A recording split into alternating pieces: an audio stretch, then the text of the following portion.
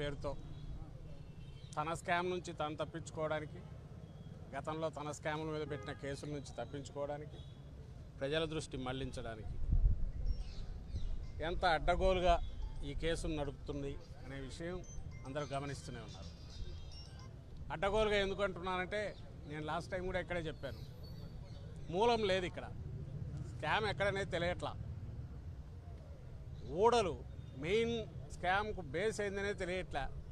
ఊడలు మహావృక్షాల మాదిరి, అంటే పిట్టకథలు పెద్ద కథల కింద తయారవుతున్నాయి. అది ఓ రోజు ఒక పిట్టకథ, ఒకరోజు అది గల్ఫ్లో పుడుతుంది, ఒకరోజు ఆఫ్రికాలో పుడుతుంది, ఒకరోజు హైదరాబాద్ శివార్లలో పుడుతుంది, ఒకరోజు ఎక్కడో బిల్డింగ్ కన్స్ట్రక్షన్లో ఉంటుంది, ఒకరోజు ఎన్నికల్లో ఖర్చు అయిపోతుంది.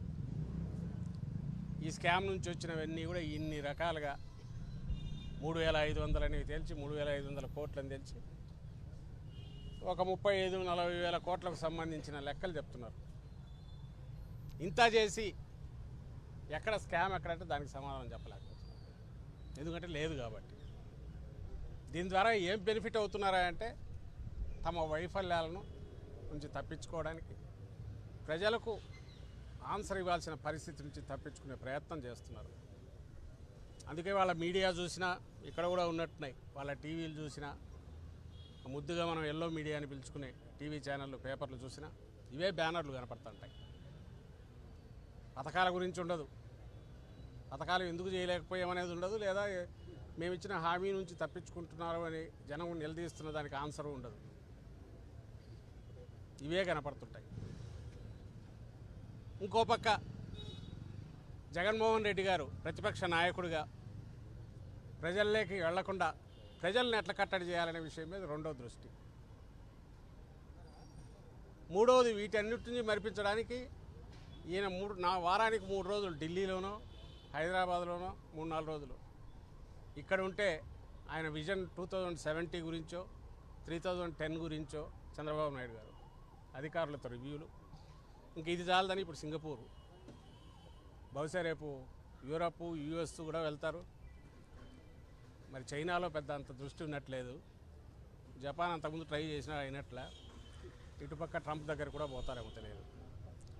ఏతావేత ఇప్పుడు రాష్ట్రంలో ఏముందయ్యా అంటే, ఒక ఈసీఎం ఉన్నాడు, 2 డీసీఎంలు ఉన్నారు. ఈసీఎం అంటే ఎక్స్టర్నల్ సీఎం చంద్రబాబు నాయుడు గారు, 2 డీసీఎంలు, ఒకరు డిప్యూటీ సీఎం పవన్ కళ్యాణ్, ఇంకో డిఫాక్టో సీఎం లోకేష్. వీళ్ళు ఎవ్వరు ప్రజలకు జవాబుదారీతనం తీసుకునే పరిస్థితులు లేరు, తీసుకోవాలని కూడా వాళ్ళు అనుకోవట్లే. ఎందుకంటే ఈ 4 ఏళ్ళు ఏం జరగదులే, మేమే ఉంటాం, ఆ తర్వాత ఎలాగో ఇది లాస్ట్ చాప్టర్, క్లోజ్డ్ చాప్టర్ అయిపోతుంది. సో ఇక్కడికి సంబంధించినంతవరకు ఎట్లున్నా కూడా ఎవరికి ఆన్సర్ ఇవ్వాల్సిన పరిస్థితి అనే దాంట్లో ఉన్నట్టున్నారు. ఇది ఈరోజు రాష్ట్రంలో పరిస్థితి. Thank you. 11 కోట్లకి సంబంధించినటువంటి వ్యవహారం పైన పదే మీ పార్టీకి రాజకేష్ రెడ్డికి ముడుపులు తీసుకున్నారని ప్రధానమైన ఆరోపణ చేశారు. సిట్టు కూడా ఈ 11 కోట్లు సీజ్ చేసింది. దీన్ని ఎట్లా చూస్తారు? ఎట్లా ఎన్నిసార్లు చెప్పినా మళ్ళీ అక్కడికే వస్తుంది. స్కామ్ అంటే ఎక్కడో పుట్టాలా, ఇగో ఇక్కడ నుంచి ఇట్లా పోయింది, పాలసీ డీవియేషన్ ఇక్కడ జరిగింది, దీనివల్ల రెవెన్యూకి లాస్ అయింది. అందుకే మేము ఎప్పుడు చెప్తుంటాం, 14-19 మధ్య జరిగింది స్కామ్. సంవత్సరానికి 1,300 కోట్ల ఆదాయం వచ్చే ప్రివిలేజ్ ఫీజును క్యాబినెట్లో కూడా చర్చించకుండా, ఫైనాన్స్ డిపార్ట్మెంట్ కంకరెన్స్ తీసుకోకుండా జీవో ఇచ్చేసి క్యాన్సిల్ చేశారు. సీఎం నాలెడ్జ్, ఒక దాంట్లో అయితే సీఎం సంతకం కూడా ఉంది. అది స్కామ్ అంటాము. స్కామ్కు అవకాశం ఉందని ఇన్వెస్టిగేట్ చేయాలి. ఎందుకంటే 1,300 కోట్లు ఆదాయం వచ్చేది, లాస్ వచ్చింది రెవెన్యూకు. ఇది కాక కిందికి బెల్ట్ షాపుల వల్ల వరకు ఎక్సెస్ రేట్తోనో, మార్కెట్ ఎంఆర్పి కంటే ఎక్కువ రేట్తోనో చేసినవి ఆ గతం. ఇప్పుడైతే ఇంకా అడ్డగోలుగా మీరే చూసినారు, మార్జిన్ సరిపోదని నోటిఫికేషన్లో లేని తర్వాత పెంచారు. ఇంకా అలాగే బెల్ట్ షాపులు ఎట్లున్నాయో మీకు తెలుసు, ఎక్కడెక్కడ ఉన్నాయనేది. పర్మిట్ రూమ్లు ఎట్లున్నాయో మీకు తెలుసు. ఎంఆర్పికి ఎక్కడ దొరుకుతుందో లేదని షాపుకు పోయిన వాళ్ళకి తెలుస్తుంది, బార్లకు పోయిన వాళ్ళకి తెలుస్తుంది, లేదా పర్మిట్ రూమ్లోకి పోయిన వాళ్ళకి తెలుస్తుంది. బెల్ట్ షాప్లో తీసుకునే వాళ్ళకు, మీకే ఎవరో తీసుకునే వాళ్ళకే, వినియోగదారులకే తెలుస్తుంది. ప్రత్యేకంగా చెప్పాల్సిన అవసరం లేదు. కొన్ని రెవెన్యూ ఏమైనా పెరిగిందా నీ పాలసీ వల్ల? జగన్మోహన్ రెడ్డి గారి హయాంలోనే రెవెన్యూ ఎక్కువ ఉంది, ఇప్పుడు అంతా చేస్తే 10%. నువ్వు ఇంత చేసి నువ్వేమంటున్నావు? అప్పుడు రెవెన్యూ లాస్ అంటున్నావు, మరి నువ్వు చేసిన దీనివల్ల నువ్వు చెప్పే సోకాల్డ్ మేజర్ పెద్ద బ్రాండ్స్ అన్నీ వచ్చినందువల్ల రెవెన్యూ 30-40% పెరిగిండాల. మరి ఎందుకు నార్మల్ గ్రోతే ఉంది, 10% ఉంది. మా హయాంలో డిస్కరేజ్ చేశాము, వాల్యూమ్స్ తగ్గినాయి, రెవెన్యూ పెరిగింది ట్యాక్సుల వల్ల, క్లియర్ కనపడుతుంది.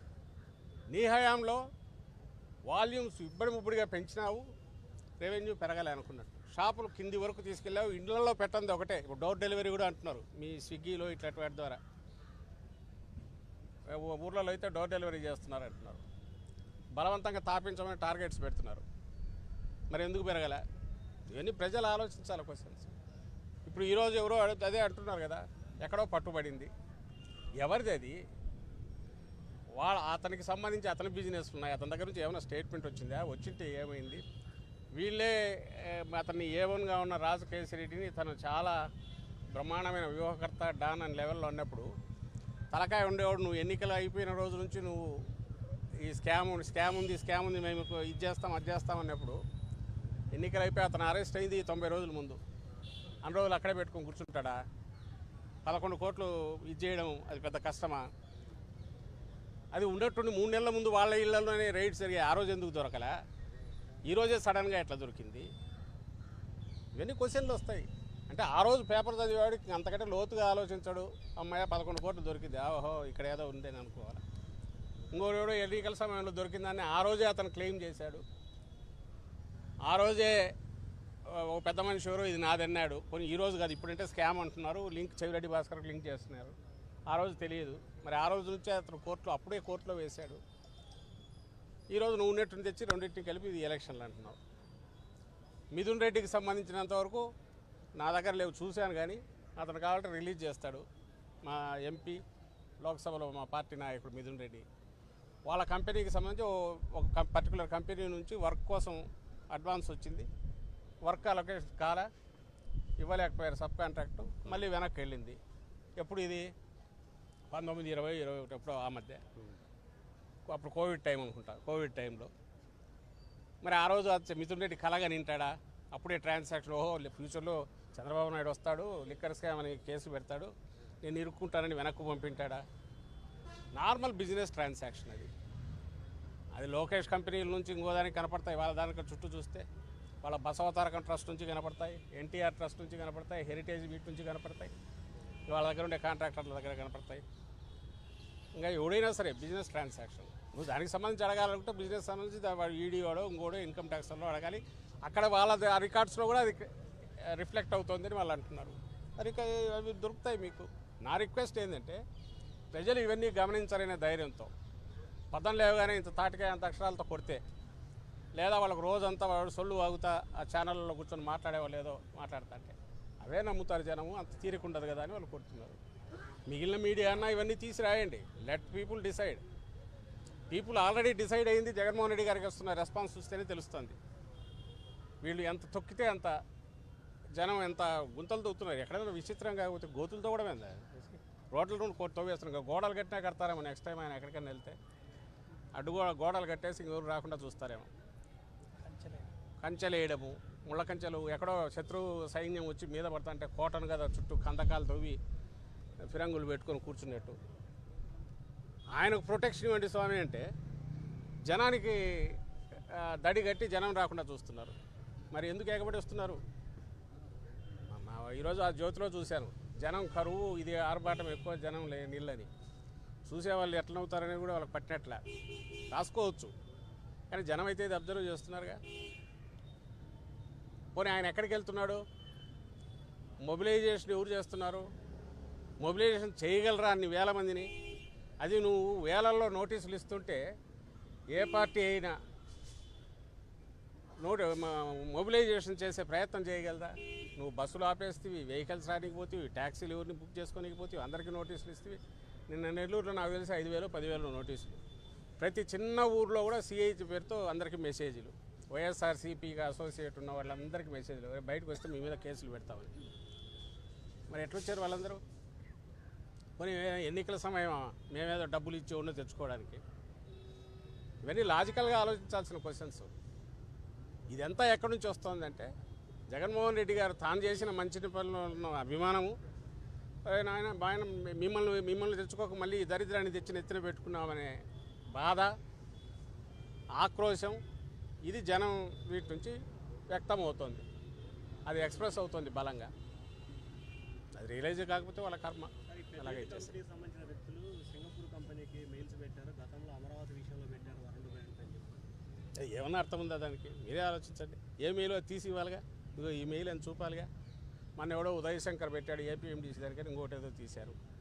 మీలాగా దరిద్ర పనులు చేయలే. జగన్మోహన్ రెడ్డి గారు తెచ్చినవి కన్స్ట్రక్టివ్గా ప్రతి రూపాయి స్కీములకు, మిగిలిన వాటికో, డెవలప్మెంట్లకో జరిగిన వాటి మీద అడ్డగోలుగా మీ ఎంపీలతో పెట్టించి, టీడీపీ ఎంపీలతో ఆ రోజు పెట్టించి వాటిని రిజర్వ్ బ్యాంకు సెంటర్కు రాసి ₹1 దుర్వినియోగం దగ్గర ఆ రోజు పెట్టారు. ఈసారి ఎవరో అట్లా చేయట్లా. ఏపీఎండీసీ రియల్గా క్వశ్చన్ చేస్తున్నావు. నువ్వు కాన్స్టిట్యూషన్ వైలేట్ చేసావు. నువ్వు నేరుగా ఖజానా మీద ప్రైవేట్ వ్యక్తులకు గ్రిప్ ఇచ్చావు. నీకు పే చేయలేకపోతే కార్పొరేషన్ నువ్వు ఖజానా నుంచి నేరుగా తీసుకోమని హక్కు ఇచ్చావు. You don't have that right. Government only ధర్మకర్త తప్ప ఓనర్ కాదు. చంద్రబాబు హెరిటేజ్ సొమ్ము కాదు, లేదంటే చంద్రబాబు ఇంట్లో ఇది కాదు, వాళ్ళ డబ్బు కాదు. అప్పుడైతే ఇచ్చుకోవచ్చు నీ డబ్బు నువ్వు. ప్రభుత్వం అనేది ధర్మకర్త మాత్రమే. అది ఎడాపెడా నువ్వు ఒక కార్పొరేషన్ చేసిన అప్పులకు ఖజానా మీద హక్కు ఇవ్వడం అనేది ఫస్ట్ టైం హిస్టరీలో. అది ఓపెన్గానే పాయింట్అవుట్ చేస్తున్నాం. దానికి ఎవరి ద్వారానో రాయించాల్సిన అవసరం ఏముంది? ఓపెన్గానే పాయింట్అవుట్ చేస్తున్నాం. సో పిఎల్ఆర్ నుంచి రాయాల్సిన అవసరం ఏముంది? సింగపూర్ రాసి వాళ్ళే చెప్పారు కదా, వాళ్ళ మంత్రే. నాయన మేము బుద్ధి ఉంటే అప్పుడంటే ఈశ్వరం నుండి వచ్చి పెట్టాడు, మేము అట్లా రాము, కావాలంటే వేరే దాంట్లో టెక్నికల్ సపోర్ట్ కానీ మిగిలినవి ఇస్తాము, కన్సార్షియంలో కానీ ఓపెన్గా వచ్చి అయితే రాము అన్నారు. వాళ్ళకు రుచి తెలిసింది. ఇక్కడ అవినీతి ఈయన అక్కడి వరకు తీసుకెళ్ళాడు, ఈశ్వరన్ రూపంలో తెలిసింది. ఈశ్వరన్ కూడా జైల్లో పడి మరి రిలీజ్ అయ్యాడో ఉన్నాడో తెలియదు ఈయన దెబ్బకు, చంద్రబాబు శాఖకు. సో సింగపూర్ వాళ్ళకు కూడా అనుభవం అయిపోయింది కాబట్టి వాళ్ళు జాగ్రత్తగానే ఉన్నారు. అదే వాళ్ళ మంత్రి ఈయన అక్కడ ఉండగానే శాలువా కప్పించుకొని అప్పుడే స్టేట్మెంట్ ఇచ్చాడు, ట్వీట్ చేశాడు, మేము ఇట్లాంటి కన్సార్షియం దీంట్లోకి అయితే రామని క్లియర్గా చెప్పాడు. నీ ఎక్కడుంది నీ పలుకుబడి? నువ్వు రాయించుకునేదే నీ వెనకబడి తీసుకుపోయి అప్పుడు దావోస్కి పోయి బిర్యానీ ఇది పులిహోర పెడుతున్నాం ఇట్లా అన్నట్టు ఇప్పుడు పోయి ఇట్లా చేయొచ్చు, రోడ్ షో చేసేదో చేస్తున్నామని చెప్పచ్చు. నీ మీడియాలో నువ్వు రాయించుకోవచ్చు అంతే తప్ప ఎవరు నిన్ను అమ్మే పరిస్థితి లేదు.